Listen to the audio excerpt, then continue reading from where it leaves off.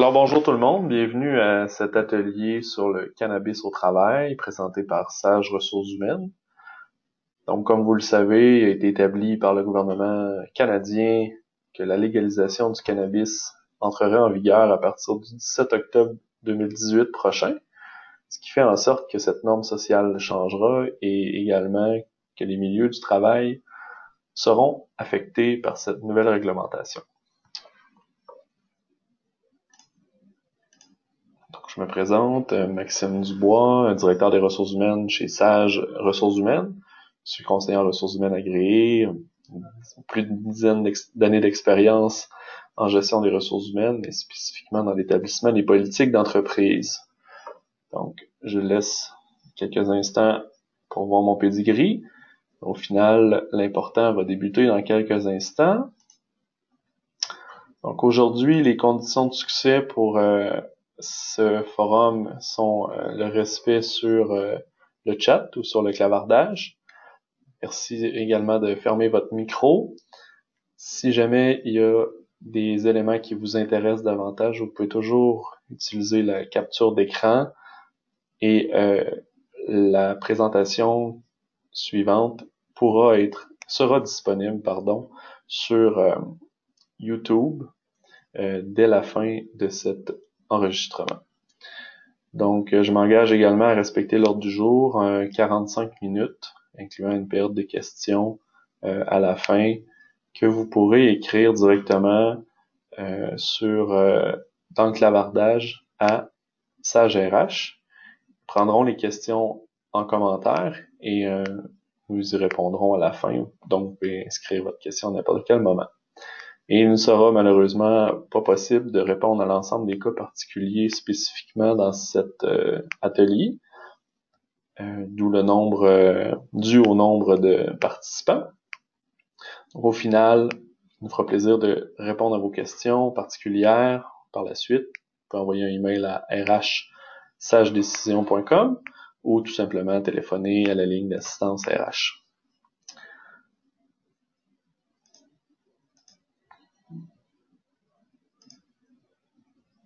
Donc, au terme de la formation d'aujourd'hui, mon objectif et notre objectif, c'est d'augmenter votre aisance d'action et d'intervention avec l'entrée en vigueur de cette nouvelle loi. Donc, il faut comprendre que cette loi-là a été entérinée par le gouvernement fédéral, mais on est toujours dans l'attente des législations provinciales, municipales et des règlements qui s'y réfèrent.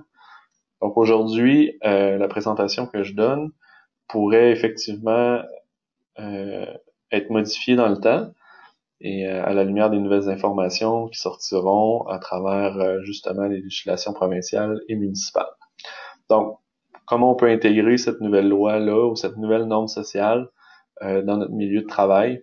Il faut savoir qu'aujourd'hui, le cannabis est toujours une substance illégale et elle deviendra donc légale dans quelques mois.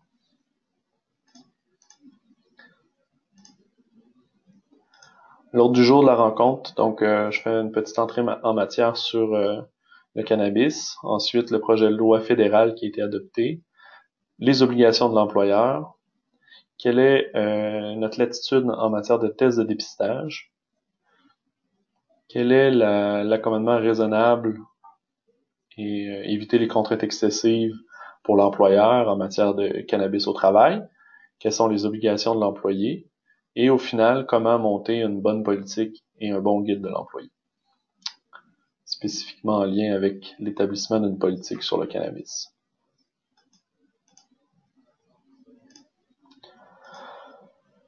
Donc, comme je le disais un peu précédemment, la légalisation de la marijuana se fera le 17 octobre 2018 au Canada. C'est un mercredi. Faut comprendre que ça aura effectivement des impacts dans notre société.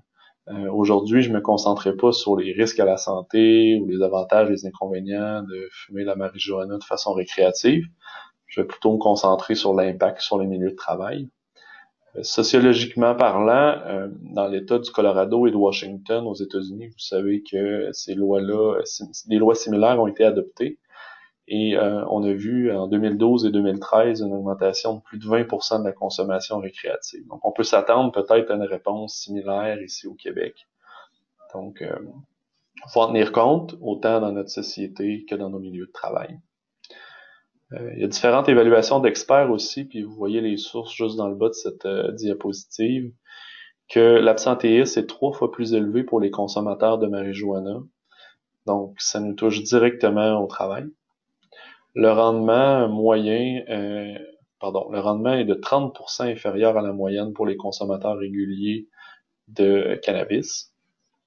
Et les consommateurs feraient en sorte qu'ils tripleraient les demandes de réclamation d'invalidité courte durée au fil du temps. Donc, ils sont plus assujettis à faire des demandes au final qu'un non-consommateur, si on peut dire.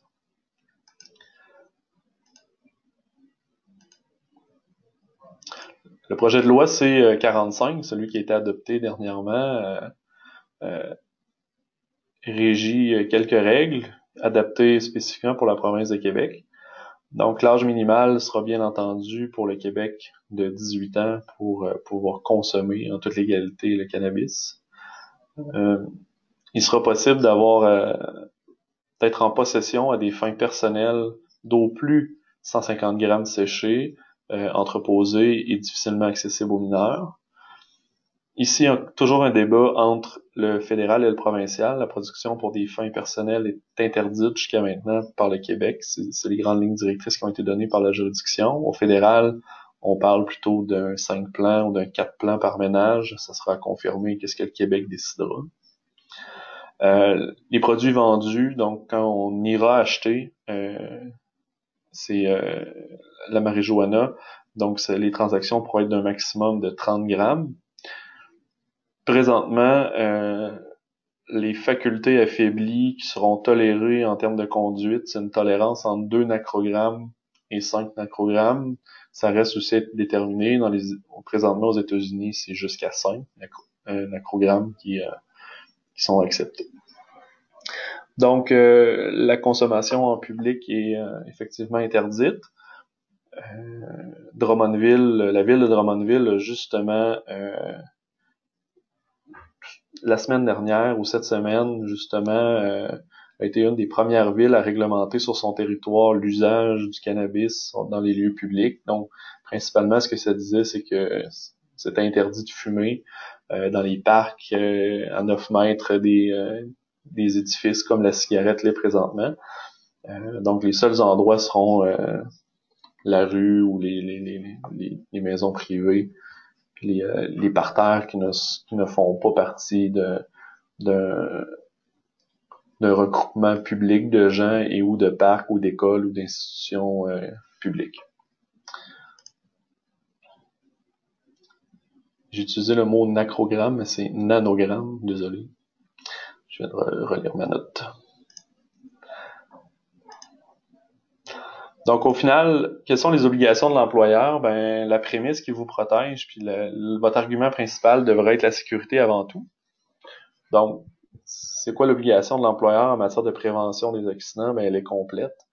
Donc, fait en sorte que c'est pas mal votre façon de pouvoir vous prévenir, justement, ou d'encadrer la consommation de marijuana avant d'entrer à son corps de travail ou pendant.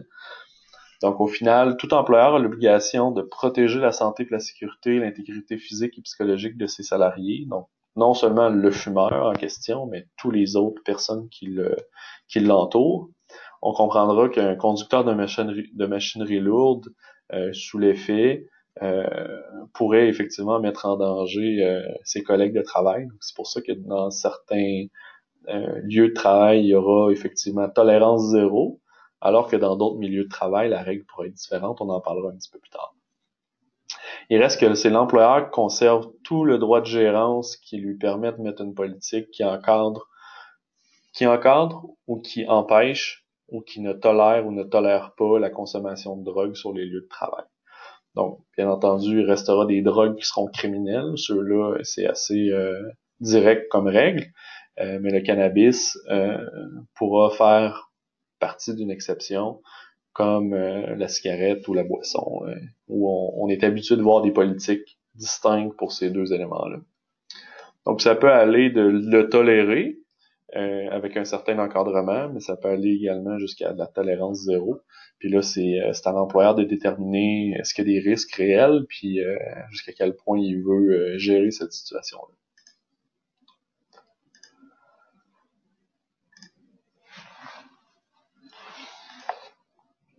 Donc, prenons pour acquis que la loi est passée, les travailleurs sont au boulot, la marijuana est légale, vous soupçonnez des gens d'être sous l'effet ou d'en avoir consommé la veille ou d'en avoir consommé la semaine dernière parce que vous avez vu des photos sur Facebook, vous avez été mis au courant par un collègue. Donc, ce qu'il faut comprendre de la marijuana, c'est que l'effet est temporel, donc elle dure quelques instants, jusqu'à quelques heures.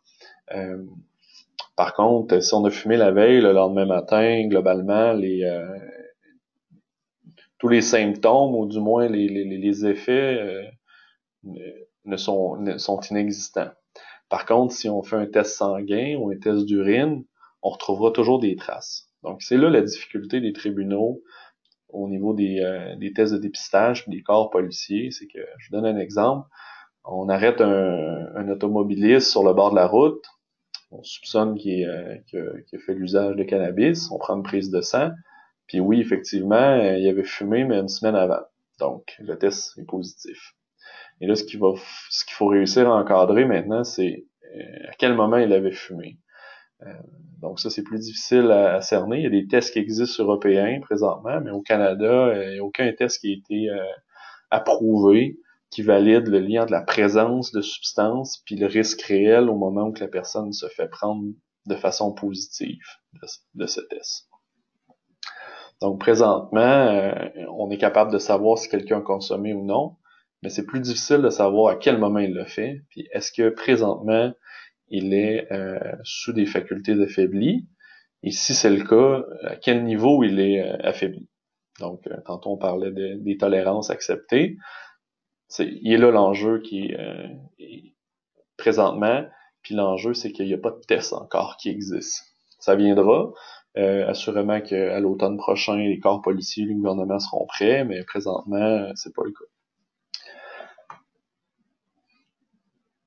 Donc, vous avez pas tout ça pour dire que vous n'avez pas le droit de procéder à des tests de dépistage aléatoires ou des tests systématiques avant ou pendant le quart de travail. Vous brimez le droit personnel, là, ou le droit du privé là, du travailleur. Encore là, comme je vous dis, le risque, c'est de, oui, qu'il soit positif dans ses tests, mais ça peut faire déjà quelques jours, quelques semaines, quelques mois qu'il ait fumé ou inhalé ou mangé le cannabis. C'est différent, par contre, en matière de tests médical pré-emploi. Donc, c'est légal, par exemple, si vous faites des examens médicaux, de faire des tests de dépistage. La seule distinction, c'est que, il faut aviser le travailleur qu'il subira ce test-là. Donc, il peut s'arranger pour cesser de fumer ou cesser d'en consommer éventuellement. Et ce qui est important, du moins dans les bonnes pratiques que j'ai vues, c'était la déclaration du travailleur. Donc, je vous explique, si la déclaration, le travailleur dit « oui, j'en ai fumé », puis il teste positif, ben on sait que notre travailleur est de bonne foi. Il nous a avisé, il teste positif, on peut lui dire que nous, c'est hors de dans notre politique, c'est non conforme, puis pour des raisons de santé et sécurité, il devra s'abstenir dans le futur. Et là, ben, il y a une entente de bonne foi entre les deux parties. Là où le bas blesse, c'est par exemple un travailleur qui vous dit non, j'en ai pas pris et qui teste positif. Et là, en pré-emploi, ben là, on commence déjà une relation employeur-employé avec un employé qui nous a menti. Donc, le lien de confiance est déjà plus ou moins fiable. Donc, ça vous permet à ce moment-là de prendre une décision en ce sens-là. Donc, faut juste être prudent sur comment on discrimine cette candidature-là ou ce futur employé-là. Mais tout est une question du lien de confiance plutôt que est-ce que il y en a dans le sang ou non. faut comprendre que peut-être que l'employé va débuter dans 2, 3, 4 semaines, puis il peut prendre la décision de cesser, là.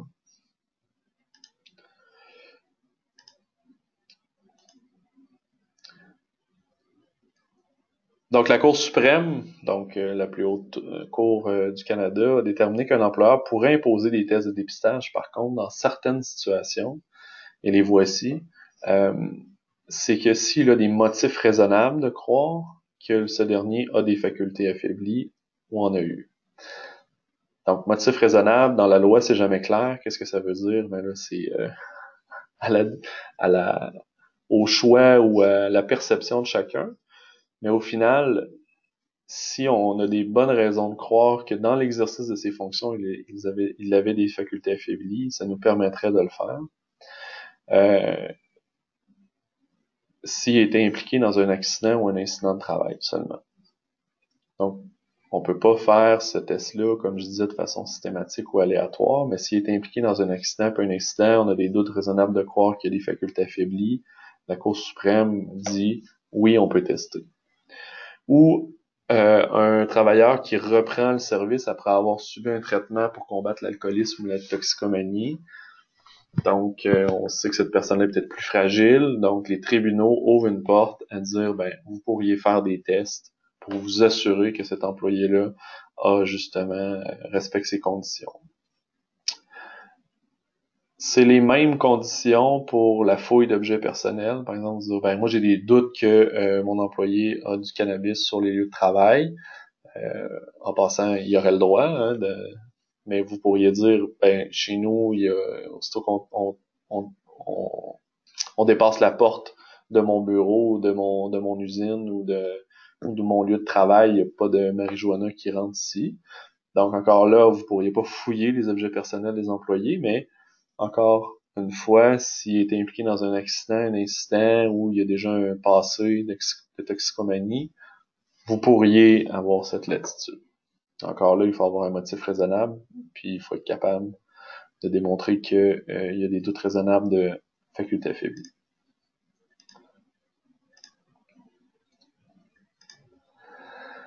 Il faut comprendre aussi qu'il y a des gens qui ont une prescription légale de consommer de façon médicinale de la marijuana pour des conditions médicales spéciales. Comme c'est une prescription médicale, l'employeur doit accommoder l'employé au mieux de ses capacités. Il ne faut pas que ça devienne déraisonnable pour l'employeur. Il y a ici une contrainte, il y a ici le concept de contrainte excessive. Une contrainte excessive, c'est quoi? C'est que ça dépasse l'entendement ou ça dépasse vos ressources, ça dépasse ce que vous devez impliquer comme argent, temps et énergie pour accommoder votre employé qui, dans le fond, arrivera sous l'effet du cannabis avec des facultés affaiblies. C'est à noter que statistiquement, les salariés concernés peuvent rarement effectuer leurs prestations de travail normales, justement à cause du fait qu'ils sont principalement en faculté affaiblie. Donc l'accommodement est relativement difficile. C'est reconnu par les tribunaux, c'est reconnu par les experts que c'est plutôt rare que quelqu'un réussisse à conserver son emploi quand il y a un genre de traitement ainsi. Ça pourrait quand même arriver que vous pourriez trouver un accommodement puis un terrain d'entente. Donc, c'est ce qu'on recherche à la base. Si ça devient une contrainte excessive pour vous, vous pouvez vous en libérer. Il faut comprendre aussi que la dépendance, au même titre que l'alcool, pourrait être considérée comme un handicap en vertu de la Charte des droits et libertés de la personne. Il faut traiter la situation ainsi. Donc, on peut pas dire tu es dépendant là, au cannabis, on te congédie pour cette raison-là. Donc, il faut faire attention, il faut s'assurer d'avoir une gradation des sanctions. Il faut pas discriminer en la matière de c'est un fumeur ou un consommateur, point. Et là, on congédie. Il faut vraiment qu'il y ait un lien, un bris de la politique, que vous avez établi, ou tout simplement il est impliqué dans un incident ou un accident, ou il est arrivé en faculté affaiblie alors qu'il ne l'était pas permis.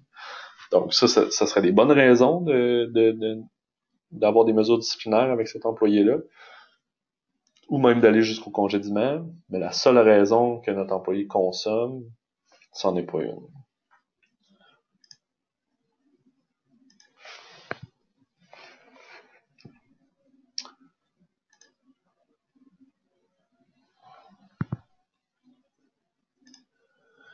Donc, quelles sont les obligations de l'employé en cette matière? Ben, l'obligation première de tout salarié, ben, c'est de fournir sa prestation normale de travail. L'employeur est en droit de s'attendre à ce qu'il fournisse la prestation pour laquelle la personne a été embauchée. Le salarié qui se conforme pas à la politique qui est établie par l'employeur, ou encore pire, là, qui est en possession ou consomme sur les lieux de travail, mais s'expose à d'abord des mesures disciplinaires. Donc ça va, comme vous le savez, l'avis verbal, l'avis écrit, le dernier avertissement écrit, ça peut être une suspension, ça peut être avec ou sans solde. Donc c'est à vous de déterminer quelle est votre gradation des sanctions. D'ailleurs, il y aura effectivement aussi un atelier sur le sujet à l'automne.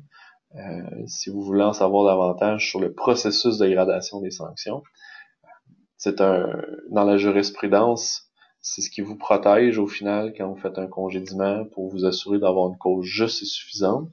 Et c'est la raison pour laquelle, en matière de non-conformité à une politique, ça devrait être la bonne pratique aussi.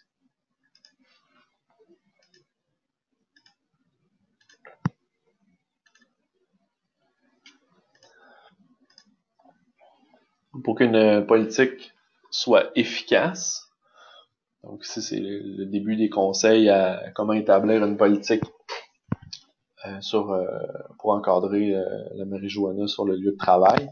Elle doit être bien entendu être écrite. Vous devez l'appliquer de manière rigoureuse donc et équitable à l'ensemble des travailleurs.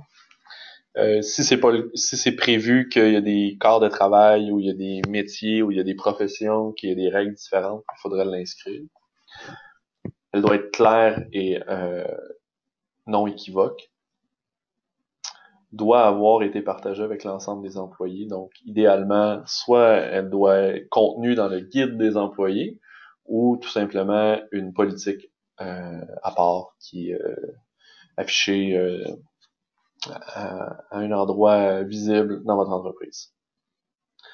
Donc, pourquoi on devrait mettre par écrit une politique? Ben, ça vous donne, ça établit les règles du jeu au final, puis ça vous permet de justifier l'imposition de sanctions sévères, là, puis de gradation, pouvant aller jusqu'au congédiement. Donc, encore là, on rappelle que si c'est écrit, l'employé sait à quoi il peut s'attendre s'il ne respecte pas la politique. Donc, il n'y a pas beaucoup de place à la discussion. Fait qu'imaginez dans un milieu syndiqué, par exemple, si la politique est très claire, les risques ou les recours à un grief sont minimes. C'est la même chose s'il n'y a pas de convention collective ou il n'y a pas de syndicat. Mais encore là, vous vous assurez d'une équité. Puis à chaque fois qu'il y a des gens qui ne se conforment pas à la politique, vous pouvez établir votre plan d'action de façon rigoureuse, claire, équitable et appliquée. Si vous n'avez pas de politique, ça ne veut pas dire que vous ne pouvez pas intervenir, puis vous ne pouvez pas mettre en lumière des mesures disciplinaires ou donner des mesures disciplinaires. C'est juste que là, dans cette situation-là, comme c'est pas inscrit, comme on n'a pas défini qu'est-ce qui allait se passer exactement, les tribunaux, ce qu'ils s'entendent à dire, c'est que ça va varier en fonction du danger. Donc, s'il n'y a pas de notion de danger dans la situation que vous adressez à votre employé, vous êtes un peu coincé s'il n'y a pas de politique. Donc, je donne un exemple. Si l'employé a effectivement conduit avec des facultés affaiblies un véhicule lourd ou un véhicule industriel sous l'effet du cannabis, on sait qu'il y a un danger. Donc, ça serait logique qu'on intervienne puis qu'on lui donne une mesure disciplinaire. Et là, c'est quoi la mesure disciplinaire? Là, c'est à votre discrétion. Mais là, vous vous exposez à peut-être un gestionnaire pourrait dire quelque chose, un autre pourrait dire quelque chose d'autre. Mais ça, on s'entend que oui, il y aura une mesure, mais le traitement serait pas le même nécessairement. Alors que si on a une politique, on s'assure de l'équité d'application. Puis le fait de pas avoir de politique, par exemple, vous êtes une agence de publicité, la personne est sous l'effet du cannabis, est-ce qu'il y a un danger? Donc, on demande à cette personne-là d'être créative, on demande à cette personne-là d'être à son bureau, je sais pas, peut-être graphiste, infographiste, ou peu importe. La notion de danger n'existe pas vraiment. Donc là, vous vous retrouvez un peu coincé parce que, bon, vous n'avez pas de politique écrite. Et puis là, la mesure disciplinaire qu'on établit, c'est quoi? Bon, vous pourriez encore, c'est votre droit de gérance de pas mal appliquer la mesure que vous voulez. Mais là, on se retrouve dans une situation que vous ne seriez pas appuyé là, par une jurisprudence ou les tribunaux ou par une règle équitable là, au final. Fait que c'est pour ça que c'est important, du moins, de l'écrire.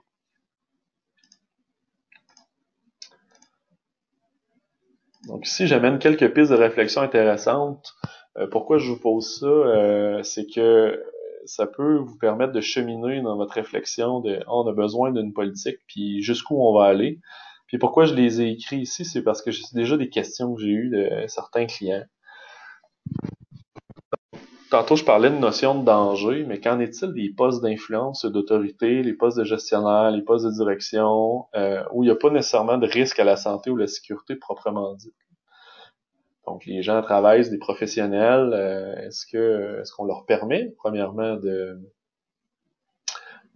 consommer? Est-ce qu'ils peuvent être sous l'effet? Oui, non, tolérance, la même règle pour tout le monde. Donc, c'est pour ça que je vous dis que c'est des pistes de réflexion.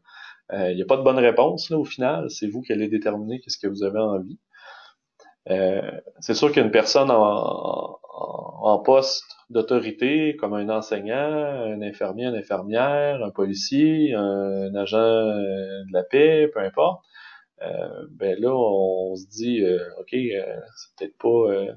il y a quand même des responsabilités santé-sécurité, ou un enseignant ou un moniteur qui est responsable d'un groupe, on veut qu'il ait toutes ses facultés. S'il arrive un accident, un danger, un événement urgent, il faut qu'il soit en mesure d'y répondre. Puis d'un autre côté, si votre directeur marketing ou votre directeur des opérations, lui, est sous influence, bon, qu'est-ce que vous êtes prêt à aller jusqu'où là-dedans? Qu'en est-il des postes qui exigent une forte concentration ou de répétition, de créativité? Parce que moi, j'ai eu la question, je me disais, mais as-tu le droit de le tolérer? Je vous ramène au point ici. Moi, j'ai entendu, si mon équipe peut être plus calme, euh, plus attentive et plus créative, tant mieux. Il n'y a pas de trait d'union entre peut être. Tant mieux. Donc, au final, c'est intéressant comme réflexion parce qu'il se dit, moi, je pense que je l'encadrerai juste pas, puis peut-être que ça va avoir des effets positifs sur la productivité, la créativité, la gestion du stress de mon équipe. Donc, c'est un avenue aussi. Vous êtes peut-être pas d'accord avec ça, mais au final, il faut y penser. Qu'en est-il aussi du fumeur récréatif qui, sur l'heure du dîner, en consomme, mais qu'il n'y a aucun impact est ressenti sur sa productivité. Donc, on sait qu'il en consomme, mais son rendement est toujours aussi efficace, il est ponctuel, il est aussi créatif, il est aussi allumé. Il y a des gens qui vont réagir de façon différente à la consommation de cannabis, donc ça, c'en est une. Puis, on pose la question parce que vous savez tous qu'on a tous été à un dîner d'affaires un jour, puis on a pris une coupe de vin, deux coupes de vin sur l'heure du dîner, puis on retournait travailler l'après-midi. Ça veut pas dire pour autant qu'on était plus apte à travailler. On avait une certaine peut-être faculté affaiblie, mais au final, je vous pose la même question. Quelqu'un qui fume un joint sur l'heure du dîner, puis revient, puis est aussi productif comme la personne qui est allée au restaurant, il a pris deux coupes de vin. Comment on traite ça? Donc, ça aussi, c'est une piste de réflexion qui pourrait être intéressante à valider dans votre politique. Puis, le problème avec l'odeur, vous savez ce que ça sent, là. Vous êtes tous allés dans un festival un jour ou l'autre, ou peu importe. Donc, c'est sûr que les consommateurs vont peut-être leurs vêtements vont peut-être sentir, ou tout simplement leur environnement de travail. Donc, au final, ça sera aussi à être traité. Comme je vous dis, peut-être qu'il a fumé ou il a consommé le jour d'avant, puis il sent au bureau, mais pas nécessairement consommé. Vous me suivez, c'est comme un fumeur, on s'en rend compte tout de suite quand quelqu'un est fumeur, c'est le même principe. Si la personne sent le cannabis, qu'est-ce qu'on fait? Comment on intervient? Qu'est-ce qu'on lui dit? qu'est-ce qu'on dit aux membres de l'équipe autour de lui. Encore là, on ne sait pas, est-ce qu'on a des doutes raisonnables qui sont en faculté affaiblie ou non. C'est ça. Donc, j'espère ne pas vous décourager avec ces pistes de réflexion-là, mais c'est à ça que ça sert de se poser des questions aujourd'hui, puis d'établir la politique ensemble. Donc, une bonne politique d'employé, selon moi, et selon l'Ordre des conseillers en ressources humaines aussi, devrait contenir 10 thématiques, ou du moins 10 chapitres. Ça peut effectivement se contenir sur une page, comme ça peut se contenir sur plusieurs pages, une politique que vous pourriez même intégrer à votre guide de l'employé ou tout simplement l'afficher de façon indépendante. Mais il faudrait introduire quelle est votre grande ligne directrice en matière de consommation. Donc, est-ce que c'est tolérance zéro? Est-ce que c'est toléré? Est-ce que c'est la santé qui prime, la sécurité qui prime, etc., etc.? Pour les objectifs de l'établissement de la politique, souvent, c'est d'encadrer justement la consommation et ou les facultés au travail. Définir, c'est quoi pour vous une faculté affaiblie? Définir pour vous, c'est quoi du cannabis? Est-ce que le fait de fumer, de le manger, peu importe, y a-t-il une différence pour vous? Donc, de définir les grandes thématiques ou la grande terminologie.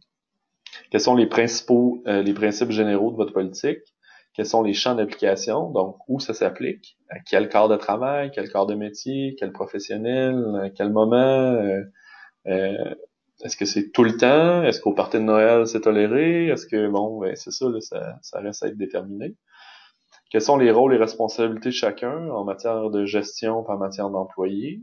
Quelle est votre politique interne ou quelle est justement votre latitude ou d'expliquer à quel moment les gens pourraient faire face à un test de dépistage?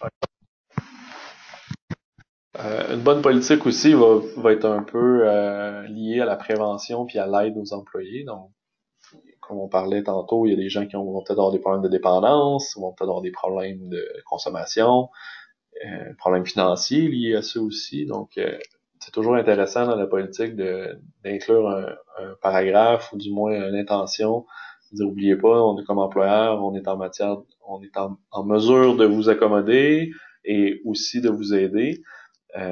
Donc, un programme d'aide aux employés ou des ressources disponibles. Quelles sont finalement les mesures disciplinaires ou administratives qui pourraient être prises à la première offense, deuxième offense, troisième offense, le genre de gradation des sanctions comme je l'expliquais. Puis pour que ce soit bien clair que si quelqu'un ne respecte pas la politique, qu'est-ce qui va se passer?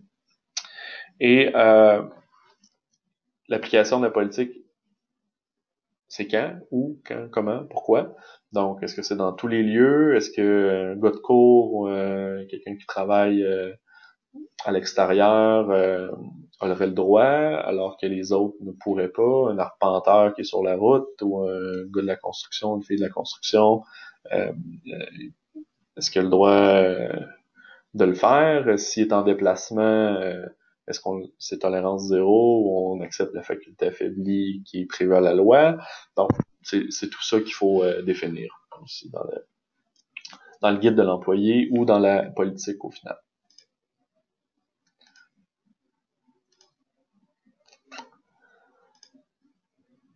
C'est pas tout à fait en lien avec la thématique d'aujourd'hui, mais je prenais l'opportunité parce que le 12 juin dernier, il y a eu des changements aux normes du travail. Globalement, il y a une dizaine d'articles qui est touché, une dizaine de concepts. Principalement, pourquoi je vous en parle, c'est que dès maintenant, donc depuis le 12 juin, il y a une nouveauté que tout employeur a l'obligation d'adopter puis de rendre disponible à ses salariés une politique de prévention du harcèlement psychologique et du traitement des plaintes. Donc, pas tous les employeurs qui ont ça par écrit, pas tous les entreprises au Québec. Donc, pourquoi je vous en parle aujourd'hui? Je pense que c'est logique. Tant qu'à créer une politique sur le cannabis au travail, maintenant, vous avez une nouvelle obligation d'avoir une politique également sur la prévention du harcèlement psychologique. Donc, si vous voulez vous mettre dans la rédaction, il faudra le faire pour les deux, idéalement pour ces deux nouveautés-là qui sont des obligations légales. Donc, ça, c'est en vigueur déjà. et vous devez préparer aussi votre politique sur le cannabis en milieu de travail pour, idéalement, un peu avant l'arrivée de la loi, là, le 17 octobre prochain. Pour information, il y a eu quelques changements. Eux seront effectifs en janvier 2019. Donc, je vous inviterai à vous informer sur le sujet. Globalement, il y a eu des changements sur les vacances annuelles. Il y a eu des changements sur les congés de maladie payés. Il y a des changements sur les étudiants athlètes. Il y a des changements sur le refus de travail. Il y a des changements sur les modifications salariales unilatérales de la part de l'employeur. Donc, faut s'informer. Il y a eu peut-être vous êtes touché, peut-être que non. Mais globalement, les vacances, les maladies payées, c'est sûr que oui, puis l'harcèlement psychologique également. Donc, pourquoi je dis ça, c'est que, bon, pierre deux coups, si vous êtes dans la rédaction ou si vous n'êtes pas intéressé à créer ces documents-là, je suis là pour vous appuyer, on est là pour vous appuyer. On peut vous aider dans la rédaction de ces politiques-là, bien entendu.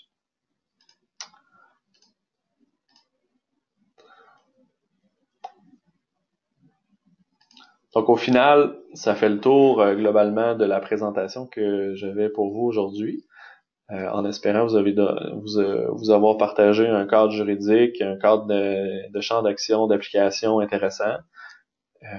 Donc, ce que je vais faire maintenant, c'est que je vais me concentrer en quelques secondes à lire vos questions sur le sujet. Et puis, pour la fin, pour la suite des choses, ce webinaire-là sera disponible, bien entendu, sur YouTube là, dans quelques instants.